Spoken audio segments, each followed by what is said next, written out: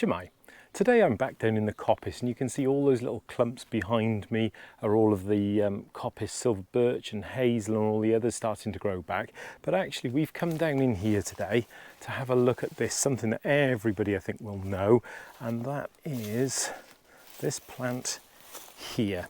And this is Cleavers. It's Galium aparine, or in Welsh Llyr Perthi or Llyr Offeiriad, and actually it's got three names. It also goes by the name of Cynghafin, and this is something that I'm pretty sure everybody can recognise, and it goes also by the name of goosegrass or sticky willy.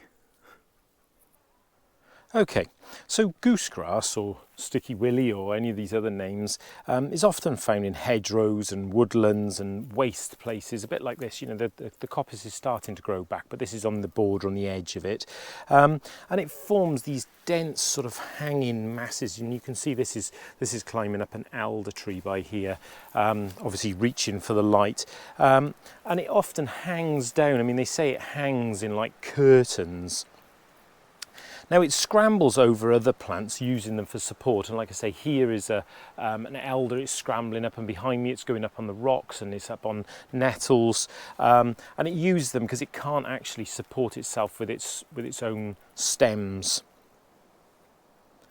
Now these will grow to anywhere between sort of 15 centimetres, so quite short, right up to sort of 3 metres long, 300 centimetres. They can really trail. I mean, this one starts all the way down there and even passes and goes all the way over that way. It's really long, this one. Now Cleavers is really easy to identify. It has this classic sort of four-cornered angled stem there, and there's hooked bristles, and actually you can see it if you see those leaves there hanging on to even my skin. It's hanging on to the leaves. See if we can find one here. Here we are. The leaves appear in like these whorls of 6 to 8 leaves, and they're quite easy to recognize, and there's straight bristles on these leaves that catch into you. And there's flowers. Now the flowers are absolutely tiny, and I can see flowers. I'll see if I can, in fact, I wouldn't normally break bits off, but for the sake of this I'm going to. And the flowers come now in June, sort of July time. We're in July and it's incredibly hot today, and they're tiny tubular flowers with sort of 4 petals. Now I don't know if you can see behind my hand there, just by there, the 4 little star-shaped petals. Quite difficult to see. They are tiny, but it's well worth a look.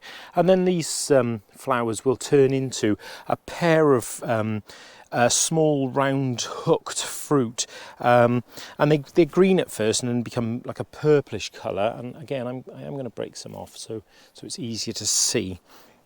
And these will cling to. There they are. I don't know if you can just make out, it might be a bit blurry. And these will cling to clothes and fur and feathers to be distributed away from the plant.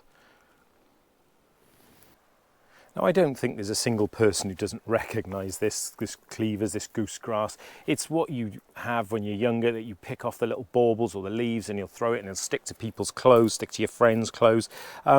Interestingly, and I've not heard of anybody else that's had this, but one of my children has like a contact reaction to this, and will bring the skin up in like large sort of, not blisters, but in large raised lumps. So like I say, I've never heard of anybody else having a reaction to it, so you know, be careful with that. Now one of the names is goosegrass, and that's because in the old days it used to be used as a food for chickens and geese, so hence the name. And also the root, you can make a red dye from the root, and it's said that birds that eat the root, for whatever reason, it actually turns their bones red.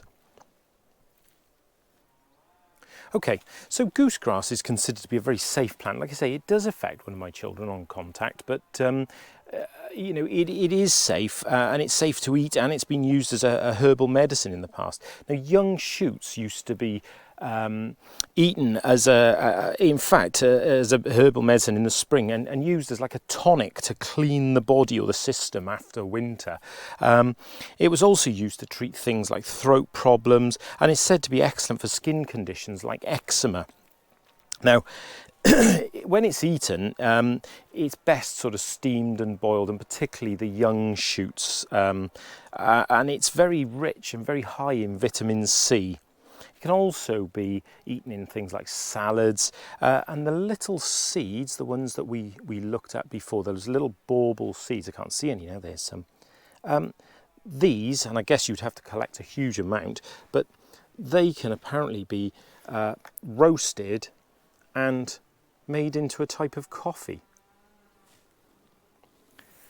It was also said in the old days that if a lady put this to soak or infuse into water and then washed their hair with it, their locks would grow long and strong.